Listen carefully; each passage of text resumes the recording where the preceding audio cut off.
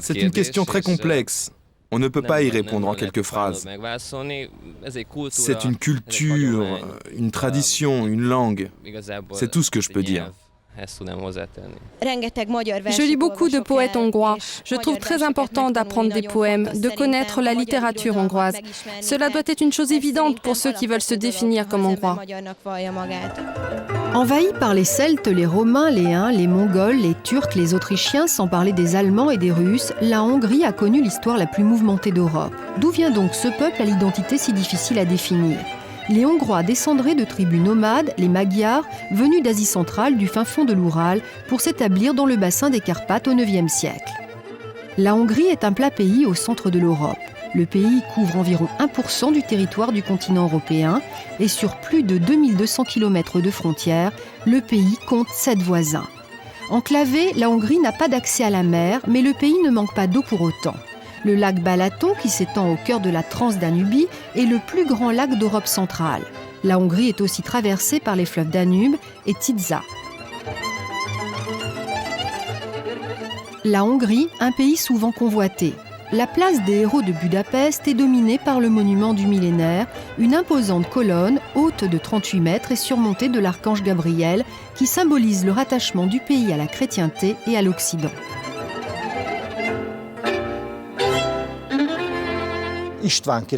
L'État hongrois a été fondé par le roi Saint-Étienne en l'an 1000. Dès le Moyen-Âge et même après, le pays a été exposé à des guerres successives. Au XIIIe siècle, avec l'invasion des Mongols, puis celle des Turcs, puis plus tard, nous avons lutté contre les Habsbourg. Ignace Romčić est membre de l'Académie des sciences de Hongrie. Il enseigne à la prestigieuse université ELTE de Budapest. Auteur de nombreux ouvrages, il convient de citer son histoire de la Hongrie du XXe siècle. Il évoque pour nous l'identité hongroise. Quelle est l'identité hongroise ? C'est très difficile à définir. Entre les deux guerres mondiales, des spécialistes ont tenté de trouver des réponses aux questions « Qui sont les Hongrois ? Quel est leur rôle ?» mais sans succès. On pourrait évoquer les traits de caractère ou le tempérament, dire des Hongrois qu'ils sont intelligents, fiers ou que le peuple est chaleureux ou accueillant. D'autres diraient qu'ils sont plutôt commerçants, mais je pense qu'il s'agit là de clichés. Ce qui est certain, c'est que le fondement de l'identité hongroise est la langue, une langue unique dans cette région de l'Europe, et c'est aussi la culture issue de cette langue. Outre les 90% de Hongrois de souche, 13 autres groupes minoritaires parlant autant de langues composent la mosaïque hongroise des populations. Allemands, arméniens, bulgares, croates, grecs, polonais, roumains, ruthènes, serbes, slovaques, slovènes, ukrainiens. La Hongrie compte 67% de catholiques, 20% de protestants et une minorité d'orthodoxes. Les juifs, très implantés avant la Deuxième Guerre mondiale, ont été décimés. Ils sont aujourd'hui 100 000. La communauté ethnique la plus importante est constituée des Roms ou Tziganes. Ils sont entre 600 et 800 000 personnes. La majorité de la population parle le hongrois, une langue unique. Avec la réforme de la langue, le hongrois est devenu une langue unique, pas seulement dans le bassin des Carpates, mais dans toute l'Europe. Elle n'a aucune relation avec les langues romanes, slaves ou germaniques. Elle appartient à la famille des langues finno-ougriennes, comme le finnois. Elle a quelques points communs avec le grec. Il faut ajouter que la langue du Moyen-Âge était complètement différente du hongrois moderne. C'est à Franz Kaczynski que revient la paternité de la refonte du hongrois. À la fin du XVIIIe et au début du XIXe siècle, les dirigeants du pays ont pris la décision de moderniser la langue hongroise plutôt que de lui préférer l'allemand des Habsbourg. Le Parlement hongrois, inspiré en partie par le Parlement londonien, a demandé 20 ans de travail et fut achevé en 1902. Il se compose de 691 salles et de 20 km d'escaliers. Depuis la chute du régime communiste, la Hongrie est une république parlementaire. 386 députés y sont élus pour 4 ans. Le ton des débats est souvent décrit comme brutal. Aussi, certains députés ont-ils essayé de trouver une solution unique au monde pour adoucir les mœurs, une chorale.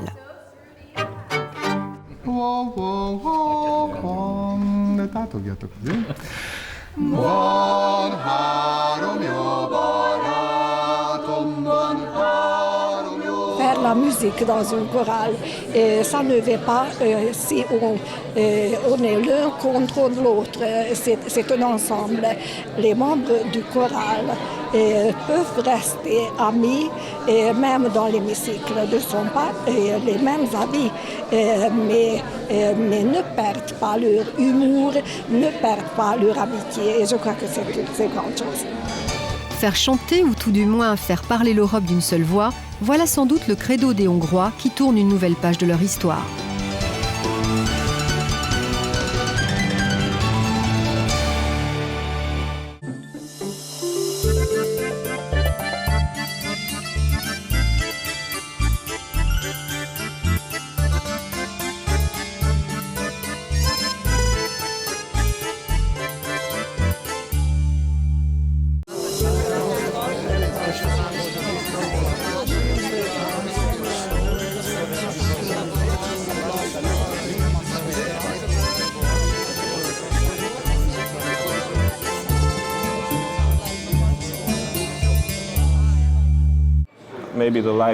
Peut-être que le mode de vie va changer, ou que la manière dont les gens voient leur vie va changer.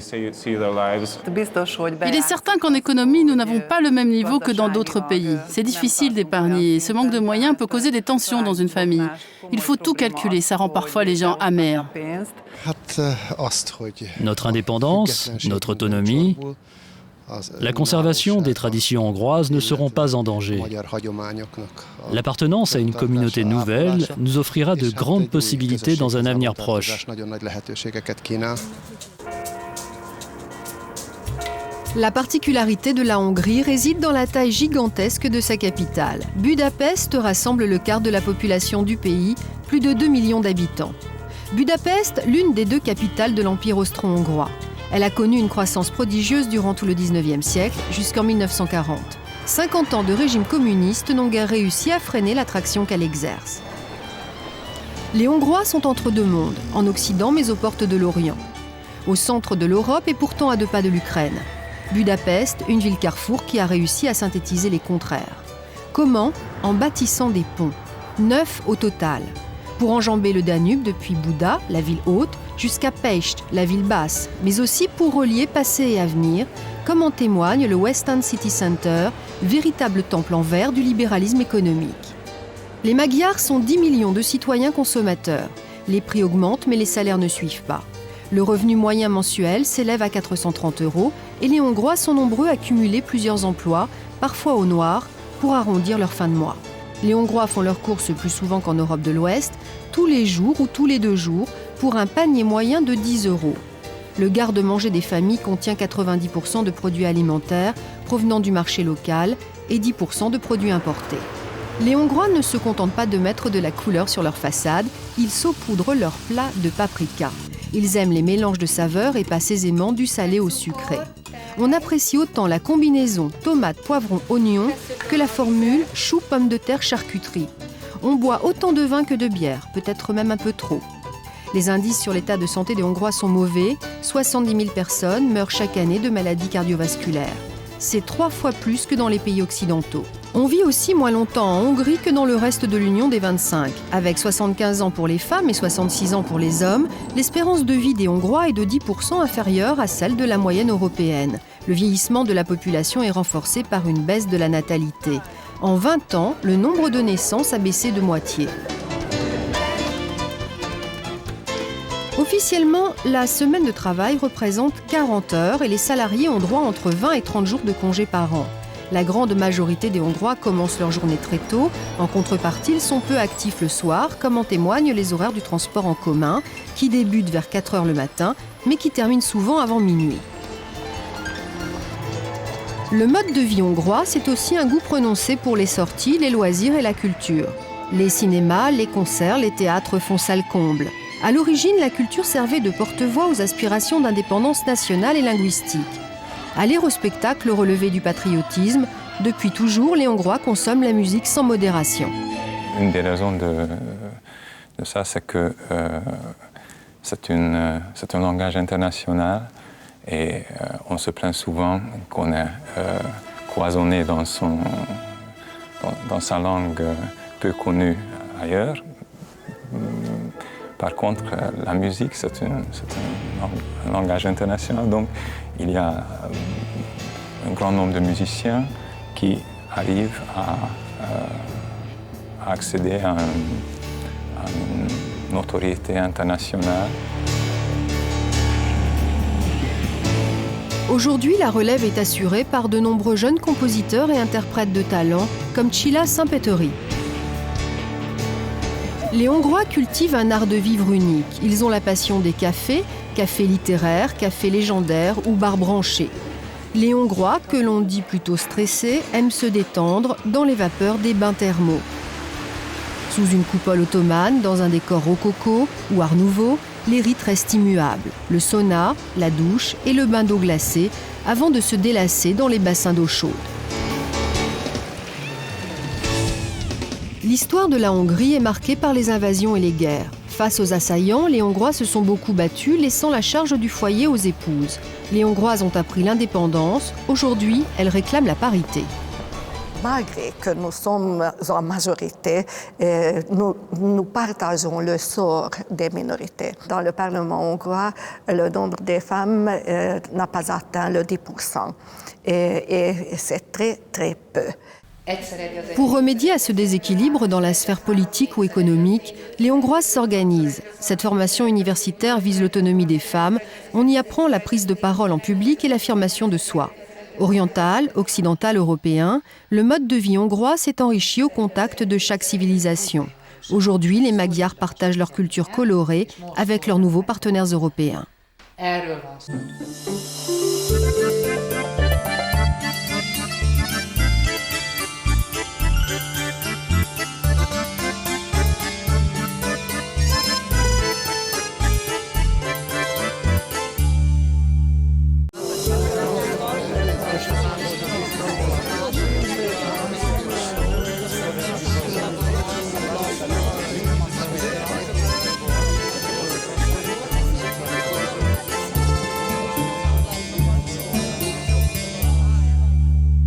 Nous sommes cool. Ailleurs, les jeunes sont beaucoup plus stressés, plus soucieux. Je pense que l'intégration, ce sera une chose positive pour nous, on en profitera sûrement. C'est sûr qu'il y aura de grands changements, mais cela ne peut que renforcer le peuple hongrois. Je suis optimiste. Il y a une crainte de savoir si nous allons perdre notre identité. Il faut préserver notre culture, il ne faut pas avoir peur. Les Hongrois ne vont pas se fondre dans la masse. Dans la famille Laki, on n'aura pas attendu le 1er mai 2004 pour faire partie de l'Union européenne. L'intégration de la Hongrie est un fait depuis le mois de septembre 2003 et on n'est pas peu fiers de la performance de la fille de la maison. Zsuzsanna est devenue Miss Europe 2003. Je suis très fière d'avoir gagné. C'est la première fois en presque 50 ans que la Hongrie remporte ce titre prestigieux. Et je l'ai gagné juste au moment où nous adhérons à l'Union européenne. La famille Laki vit à Nagy Kanizsa, une ville de province à 200 km au sud-ouest de Budapest. Papa est dans l'élevage et maman s'occupe de la maison. Le petit frère partage son temps entre les études et le water-polo, mais depuis l'élection de Zsuzsanna, toute la famille vit au rythme de la reine de beauté. L'éducation sportive est un héritage du communisme. La passion de Zsuzsanna pour le fitness remonte à son plus jeune âge et malgré ses activités de Miss Europe, elle continue l'entraînement. La Hongrie est connue pour ses nombreux champions olympiques. La championne du monde de fitness est une Hongroise. Je pense que les jeunes Hongrois ont les mêmes valeurs que ceux d'autres pays. Nous ne sommes pas très différents des autres jeunes Européens. On peut apprendre les langues étrangères, on peut voyager et aller chez des familles à l'étranger. On peut lier des amitiés. Donc on a beaucoup de possibilités, c'est très bien. Tu es la fierté du pays et de Nagy Kanizsa. Enfin, peut-être va-t-on connaître la Hongrie. Quand nous étions à l'étranger pour le concours et qu'on nous a demandé d'où nous venions, tout le monde nous prenait pour des Italiennes. Nous leur avons répondu que nous étions des Hongroises et ils ne savaient même pas où situer notre pays. Les Hongrois favorisent fortement le savoir. Le système d'éducation hongrois accorde une grande importance aux sciences. Des matières comme la chimie, la physique et la géométrie sont enseignées dès le niveau élémentaire. La stimulation est de mise, ne serait-ce que parce qu'en moins de 100 ans, le pays a donné à la culture universelle 13 prix Nobel. Un record compte tenu de la taille du pays. Les jeunes se sentent donc dépositaires de cette connaissance. L'école est obligatoire et gratuite de 6 à 18 ans. Tous les enfants doivent suivre la dernière année de maternelle pour se préparer à l'école primaire. 3 types d'enseignement secondaire coexistent. Le lycée pour un enseignement général, le lycée technique pour les programmes spécialisés et le lycée d'enseignement professionnel pour l'apprentissage d'un métier. La Hongrie compte 10 universités avec des conditions d'admission sévères. Les étudiants doivent obligatoirement apprendre une langue étrangère. L'allemand reste apprécié mais est désormais dépassé par l'anglais. Moins de mariages, plus d'unions libres, la Hongrie suit la tendance européenne. Klára Molnár fait partie de cette génération des 25-30 qui a déjà le regard tourné vers l'Ouest et l'intégration. Klára maîtrise 4 langues et c'est au cours d'un stage professionnel en France qu'elle a goûté pour la première fois aux vertus des échanges entre cultures différentes. J'ai rencontré beaucoup de personnes qui n'ont pas entendu encore parler de mon pays, ou bien c'était que des clichés que tout le monde connaît. Et ce qui était bien, c'est prouver qu'en venant d'un petit pays de l'Europe de l'Est, comme on nous appelle en général, que nous ne sommes pas tellement différents qu'eux. Il y a quand même des différences au niveau d'expression, donc il faut s'apprendre mutuellement, il faut se connaître et il faut accepter la différence des autres. Mais je pense que j'ai pu faire connaître aussi un peu comment nous sommes, comment nous vivons nos sentiments, comment nous pouvons travailler. Et c'est très important quand on est en train de construire quelque chose comme l'Europe unie. Grâce à l'expérience acquise à l'étranger, Klára a décroché un emploi à l'Office national du plan où elle supervise la gestion des fonds européens. Je peux avoir un rôle de biais entre les deux pays. Donc, tout ce que j'ai appris là-bas sur le fonctionnement des institutions européennes, sur les méthodes de travail, comme il a dit aussi, ça, je peux utiliser maintenant dans mon travail quotidien. Klára a toujours rêvé d'Europe. Aujourd'hui, l'intégration est une réalité. Ceux qui vivaient toujours dans un pays démocratique ne peuvent pas comprendre à quel point c'est génial, à quel point c'est bon avoir un passeport avec lequel tu peux voyager partout, que tu ne dois pas avoir peur ou que tu peux acheter les produits que tu veux. Donc ça, c'est la sensation, nous l'avons.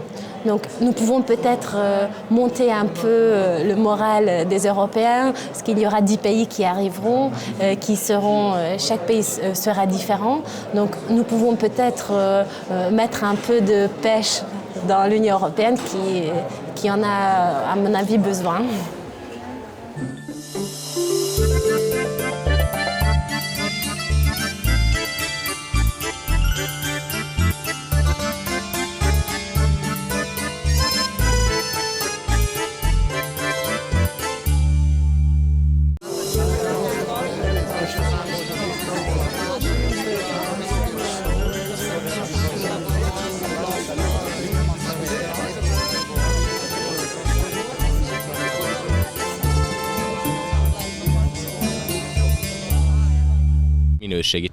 Les Hongrois savent fabriquer des produits de qualité comme le vin par exemple, mais pas en grande quantité car ils n'ont pas les formations nécessaires. L'intégration, ça devrait être bien à tout point de vue. Je pense que si nous n'étions pas membres de l'Union européenne, on prendrait du retard, encore plus qu'avant. Nous avons les termes, nous attendons beaucoup du tourisme. Nous aurons beaucoup de possibilités. Les entreprises et l'industrie sont en train de se développer maintenant. Et notre agriculture pourra aussi se renforcer avec le temps. Longtemps surnommée la joyeuse baraque du bloc communiste, la Hongrie a été le premier des 10 pays entrants en 2004 à développer une économie de marché. La privatisation de l'industrie, du secteur bancaire, des services publics comme les postes, conjuguée à une législation favorable aux investissements, a renforcé la position du pays. Après 10 ans de transition, la Hongrie a abordé le nouveau millénaire avec une économie en pleine expansion. Elle se situe dans le peloton de tête des nouveaux pays membres. La particularité du parcours économique hongrois réside dans le fait que nous sommes les premiers à avoir découvert l'astuce qui a assuré le succès de la transition économique avec l'ouverture du pays aux investissements étrangers. Nous avons créé les conditions nécessaires pour attirer ces capitaux et cela a donné un bon résultat. Parmi les pays de petite et moyenne dimension de la région, la Hongrie a été le premier à montrer le chemin, puis tous les autres pays ont suivi.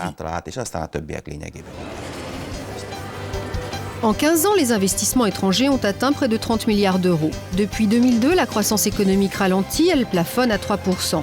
À ce rythme, il faudra 20 ans au moins pour que les Hongrois aient un pouvoir d'achat proche de la moyenne européenne.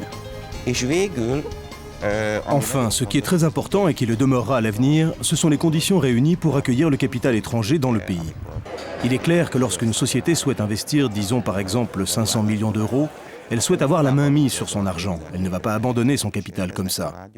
Dès lors, les hommes d'affaires doivent s'expatrier parfois pour de longues durées avec leur famille. Ces entreprises et ces managers qui vont investir préféreront le faire dans un pays où les conditions de vie sont proches des leurs, où ils se sentent bien, où il y a de bons restaurants, de bonnes écoles, où ils peuvent vivre de manière agréable. Et la Hongrie, de ce point de vue, a toujours représenté un attrait. Aujourd'hui encore, elle mise sur ses atouts. La pharmaceutique hongroise a également bénéficié de capitaux étrangers. Dès 1991, le groupe français, Sanofi Saint-Elabo, s'est installé en Hongrie. Longtemps considérés comme les pharmaciens des pays de l'Est, les Hongrois ont su mettre en avant leur capacité d'adaptabilité et prouver une flexibilité dans un domaine où ils avaient déjà été performants.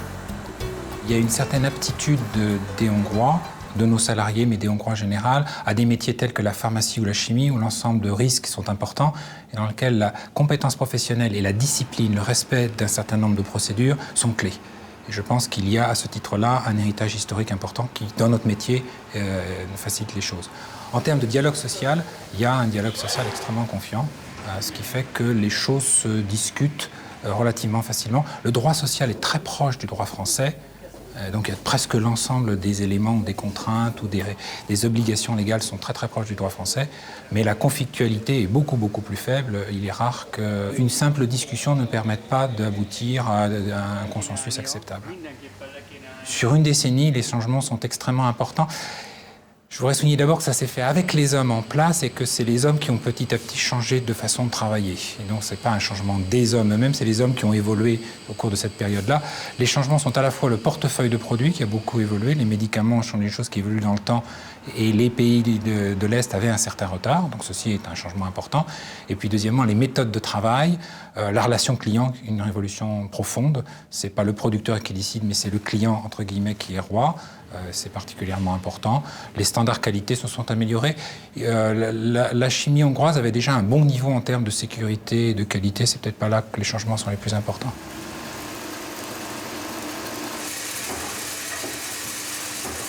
La dynamique de croissance la plus forte actuellement, c'est les exportations vers l'Ouest. Et ceci est vrai pour nous, à l'intérieur du groupe Sanofi Saint-Elabo, mais c'est vrai aussi des plus grandes sociétés pharmaceutiques.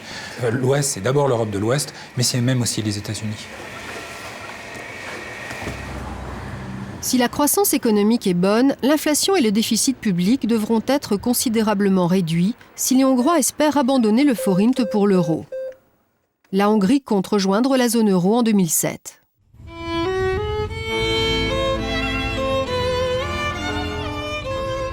Alors, pour faire entrer des recettes, la Hongrie a des solutions.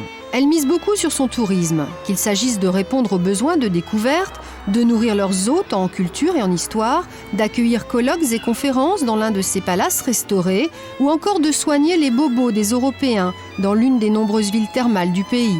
La Hongrie a tous les atouts. La plupart des touristes viennent d'Allemagne et d'Autriche, mais les Hongrois visent là aussi l'élargissement.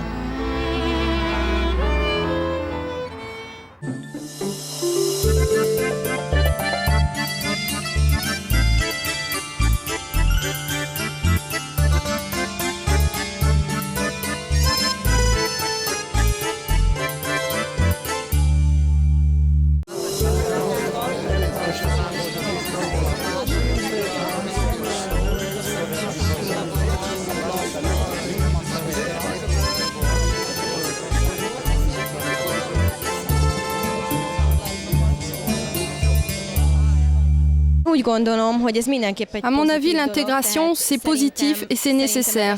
Il y aura sûrement de grands changements. Mais dans cette union qui est très variée, rester hongrois, ça peut nous apporter beaucoup. On sera plus fort. L'intégration européenne est un processus nécessaire dont nous avons besoin pour la Hongrie. Si on ne s'intègre pas, on restera isolé. Le marché intérieur de toute l'Union s'ouvre à nous et nous donne plus de possibilités et de facilités pour atteindre encore plus de clients. Les Européens vont découvrir les valeurs de la Hongrie, c'est très bien. La Hongrie est située à la croisée des itinéraires européens Est-Ouest et Sud-Nord. Nous sommes ici à Záhony, point de passage entre la Hongrie et l'Ukraine. Membre de l'Union européenne, le pays est aussi gardien de ses frontières. C'est vraiment un point de passage très important pour nous, entre la Hongrie et l'Ukraine. Záhony est la frontière la plus fréquentée, que ce soit pour les personnes ou les marchandises. En moyenne, entre 7 000 et 14 000 personnes traversent la frontière chaque jour. Nous procédons au contrôle des documents ou des véhicules en respectant les mêmes formalités que celles qui sont pratiquées dans tous les pays de l'Ouest de l'Union. Toutes les mesures de contrôle et de sécurité sont calquées sur le modèle de l'Union, qu'il s'agisse du contrôle des personnes, des véhicules privés ou des poids lourds. La Hongrie a le devoir d'endiguer l'immigration clandestine, le trafic de personnes, ainsi que deux autres branches particulièrement lucratives pratiquées par le crime international, le trafic de drogue et de tabac. Le défi est de taille. Les douaniers hongrois ont été formés aux impératifs de Schengen par leurs collègues autrichiens et allemands lors d'opérations de jumelage. Ils se sont aussi équipés. Contrôle infrarouge, enregistreur à chambre thermique, endoscope destiné à scruter les cavités des moyens de transport, sonde à gaz carbonique aidant au repérage de personnes cachées, rien en théorie n'est laissé au hasard. Depuis 2 ans, les cigarettes sont en tête des fraudes douanières. Près de 5 millions de paquets sont saisis et détruits chaque année. Si la Hongrie satisfait aux critères d'adhésion concernant sa préparation en tant que gardienne des nouvelles frontières de l'Europe, il reste un domaine qui lui vaut un carton rouge. Le domaine où il y a encore des efforts très importants qui restent à faire, c'est l'agriculture. L'agriculture au sens de la préparation par la Hongrie, sa préparation à la gestion des fonds communautaires. Gestion des marchés dans la politique agricole commune, gestion des fonds de développement rural et de ce qu'on appelle les paiements directs aux agriculteurs. Là, il y a un retard qui a été accumulé au cours des années. Il a été partiellement rattrapé, mais pas au point de nous poser quelques soucis. Une des plus grandes communautés tziganes d'Europe vit en Hongrie sans y être vraiment intégrée. Si la situation des Roms hongrois n'est pas la pire en Europe centrale, leur sort est pourtant loin d'être enviable. Beaucoup de problèmes touchent encore la communauté rome et ses membres si on compare avec le reste de la société hongroise ou européenne. Il s'agit essentiellement de problèmes sociaux, d'un manque d'éducation chez les jeunes, de formation professionnelle chez les adultes, d'un problème d'accès au marché du travail ou à des logements décents. Mais le plus important, ce sont les questions relatives à la santé des membres de la communauté rome. Je pense que la situation en Hongrie va aller en s'améliorant, mais sûrement pas du jour au lendemain. Si la communauté rome peut obtenir un soutien politique au niveau national et au niveau de l'Union européenne avec des programmes d'appui, alors on pourra espérer un changement, surtout chez les plus défavorisés. L'exclusion sociale existe encore aujourd'hui parce qu'il y a un vide juridique et du travail législatif à faire pour que la discrimination cesse. Les problèmes relatifs au respect des droits des minorités ethniques ou linguistiques est au cœur de la démarche d'adhésion de la Hongrie. Les Hongrois sont plus que sensibles à cette question. Autour de nous, dans les pays limitrophes, il y a 3,5 millions d'origine hongroise. Donc pour nous, c'est une question sentimentale, mais c'est une question rationnelle également, que ça soit mentionné dans la Constitution européenne, le droit des minorités. Depuis le XVe siècle, la Hongrie est une civilisation attachée à la culture du vin. Le fruit de ces cépages a longtemps été apprécié des cours européennes. Pour les défendre, la Hongrie a fait appel à l'Europe.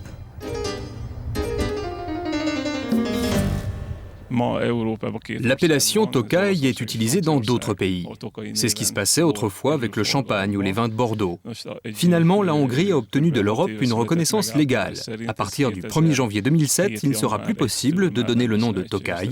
Seuls les vins de la région du Tokaj en Hongrie auront droit à cette appellation. En avril 2003, le oui des Hongrois à l'Europe a remporté une victoire encore plus large que prévu avec 83,8% des voix. Les europtimistes préfèrent oublier que moins d'un Hongrois sur 2 est allé voter. Pour les Hongrois, l'intégration est synonyme de justice et d'espoir, et les attentes sont énormes, à la mesure sans doute de l'élargissement de l'Union.